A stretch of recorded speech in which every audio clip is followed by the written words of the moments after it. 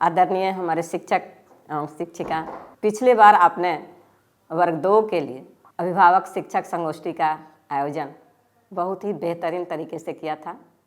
इसके लिए आप सभी बहुत ही धन्यवाद के पात्र हैं। आशा है कि आपने जो वर्ग 2 का अभिभावक शिक्षक संगोष्ठी किया था, उससे अभिभावक को विद्यालय तक जोड़ने में काफ़ी सफलता प्राप्त की होगी। उसी के कड़ी में आगे हम लोग इस बार वर्ग 3, 4 एवं 5 के लिए अभिभावक शिक्षक संगोष्ठी का आयोजन अपने अपने विद्यालयों में करेंगे। इसके लिए इस बार जो थीम रखा गया है गणित विषय पर, जैसा कि आप जानते हैं कि गणित हमारे रोज़मर्रा की ज़िंदगी में हमेशा हम उस पर काम करते हैं, तो अगर देखा जाए तो यह हमारे लिए सबसे महत्वपूर्ण विषय है। तो इसी के साथ चूँकि हमारे महान गणितज्ञ डॉक्टर रामानुजन का जन्मदिन 22 तारीख को है, उस तिथि को हम अभिभावक शिक्षक संगोष्ठी का आयोजन करें। इसमें आप संगोष्ठी के 4-5 दिन पूर्व से भी बच्चों के साथ गणित के कुछ नवाचारों का अभ्यास कर सकते हैं। इसके अलावा यहाँ से जो गतिविधियाँ भेजी जा रही हैं, उस पर आप पूर्वाभ्यास उनसे करा सकते हैं। उस पूर्वाभ्यास को जब बच्चे पूरी तरह से उसको सीख चुकेंगे, तब अभिभावकों के साथ उस पर आप चर्चा भी कर सकेंगे। यह जो शिक्षक अभिभावक संगोष्ठी होगी, हमारे आने वाले समय में काफ़ी महत्वपूर्ण भूमिका अदा करेंगी। आशा है आप इसमें काफ़ी सफल होंगे। इसके लिए अग्रिम आपको बधाई एवं शुभकामनाएं। धन्यवाद। आज मैं आपके साथ गणित आधारित गतिविधि को लेकर आया हूं और इस गतिविधि का उद्देश्य है, वो उद्देश्य हमारा है संख्या को समूहों में विजुअलाइज करना और उसका एस्टिमेशन। साथियों, इस चीज़ों को करने के पहले हम थोड़ा सा शिक्षकों से एक बात करना चाहेंगे कि बच्चों के साथ हम जब संख्या को समूहों में विजुअलाइज करने का या उसके एस्टिमेटीकरण या एस्टिमेशन की जब हम बात करते हैं, तो समझने के लिए एक इबारती तरीके के सवालों पे हम ले जाने की कोशिश करें। आज की जो गतिविधि है वो हमारी कहानी आधारित होगी और ये कहानी का नाम है राजा के घोड़े। इस कहानी को कराने के पहले मैं चाहूँगा कि कक्षा कक्ष का स्वरूप कैसा हो। शिक्षक इस बात का ध्यान रखेंगे कि इस गतिविधि को कराने के पहले कक्षा कक्ष में उपस्थित बच्चों को उनके लिंग और स्तर के हिसाब से उनको समूह नहीं बनाकर उन बच्चों का एक मिक्स समूह बनाएंगे, जिसमें सभी स्तर के और सभी लिंग के बच्चों की सहभागिता हो। इस गतिविधि को कराने के पूर्व शिक्षक ये भी सुनिश्चित कर लेंगे कि उनके पास पूर्व से चयनित कोई कहानी हो, वो कहानी इस उद्देश्य को पूरा करती हो, ये एक दूसरा शर्त है और उस पे उनका पूर्वाभ्यास होना जरूरी है। तो आइए अब हम चलते हैं कि उस कहानी की तरफ जिसमें ये गतिविधि छुपी हुई है। जैसा हमने कहा, राजा के घोड़े। राजा के घोड़े की कहानी हम बच्चों के साथ एक बार करके सुनाकर उनसे करने की कोशिश करते हैं। एक राजा था। राजा को घोड़ों से बहुत प्यार था, लेकिन राजा के साथ एक समस्या थी कि वो 9 से ज़्यादा तक की गिनती नहीं कर पाता था। तो वो जब भी अपने घोड़ों को पालता था, पोसता था, तो वो इस तरह से उस घोड़ों को रखता था कि जहाँ से उस घोड़ों की संख्या 9 तक की ही हो। तो हम उसके सजाने का जो अस्तबल में जो घोड़ों के रखने का जगह था, उसको इस नमूने की तरह से देख सकते हैं। ये एक घोड़े के रखने का, वो जो अपने अस्तबल में रखता था, तो वो रखने का उसके अस्तबल का तरीका ये था। 3 घोड़े यहाँ पे, 3 घोड़े यहाँ पे, 3 घोड़े यहाँ पे, 3 घोड़े यहाँ पे, फिर 3 यहाँ पे, फिर 3 यहाँ, 3 यहाँ, 3 यहाँ, और ये बीच का स्थल खाली हुआ करता था। अब शिक्षकों को ये कहना है कि बच्चों से ये प्रश्न करना है कि अब बताओ कि राजा के पास कुल कितने घोड़े थे। इसे समझने के लिए शिक्षक इस कहानी को एक बार पुनः बच्चों के साथ सुनाकर उनसे ये प्रश्न कर सकते हैं।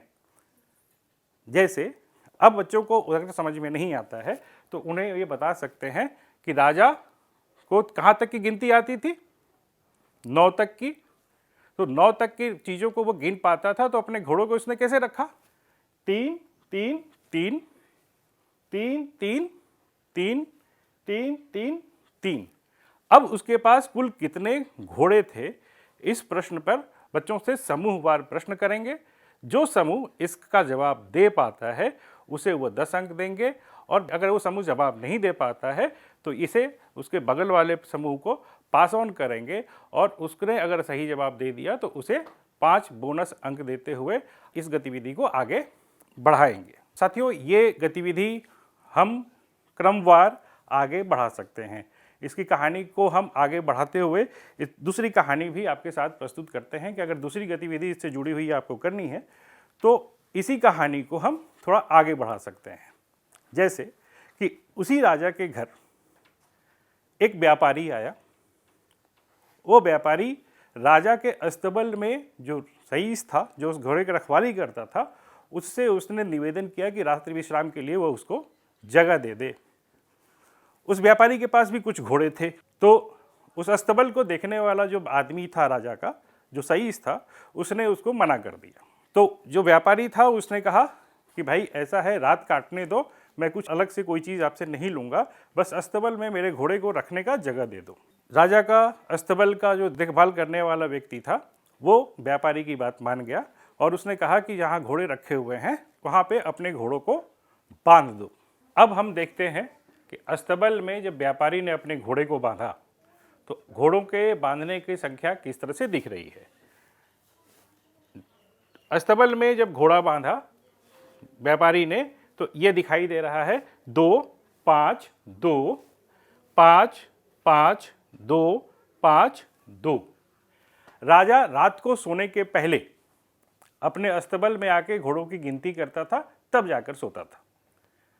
अब बच्चों से शिक्षक ये सवाल करेंगे, क्या राजा जब अस्तबल को देखने आया तो उसे कोई अंतर दिखा? ये सवाल पूछने के बाद बच्चों उसके जवाब का इंतजार करें और उसके बाद आप उस कहानी को आगे बढ़ाएं। राजा अस्तबल में आया, अपने घोड़ों की गिनती किया और उसने पाया कि 2 5 7 2 9। फिर राजा ने गिनती किया 2 5 7 2 9 2 5 7 2 9 और वो निश्चिंत हो गया क्योंकि राजा को 9 तक की ही गिनती आती थी और उसने सोचा कि हमारे पास जितने घोड़े थे वो अस्तबल में उससे कम और ज़्यादा कोई घोड़े नहीं हैं। अब शिक्षक बच्चों से ये प्रश्न करें कि पहले राजा के पास जब घोड़े थे इनका कुल योग कितना था, उनके पास कुल घोड़े कितने थे? अब जब व्यापारी ने अपने घोड़ों को अस्तबल में बांधा तो अब उनके पास कुल कितने घोड़े दिख रहे हैं उस अस्तबल में? ये एक प्रश्न है जहाँ पे बच्चों का ध्यान शिक्षक को ले जाना बहुत अनिवार्य है, क्योंकि अगर हम देख रहे हैं कि हमने 9 को एक ही खाके में जब रखा तो हम अलग अलग तरीके से संख्याओं को, अंकों को बांटकर हमने 9 की गिनती पूरी की, लेकिन उसका योग जब आ रहा है तो इसका योग यहाँ पे हम जब देख रहे थे पहले चरण में इसमें 24 का योग था और यहाँ पे जब हम टोटल करेंगे तो इसका योग 28 आएगा। तो बच्चों से शिक्षक इस अंकों के पूरे इस समूहीकरण का और इसके एस्टिमेशन को लेकर थोड़ी सी समझ के साथ उनको काम करवाने के लिए इस गतिविधि को शिक्षक आगे भी इस कड़ी को आगे बढ़ाते हुए इसी तरीके से इसी कहानी को हम दूसरे तरीके से प्रस्तुत कर सकते हैं और करवाने का प्रयास शिक्षकों के द्वारा होना चाहिए। धन्यवाद।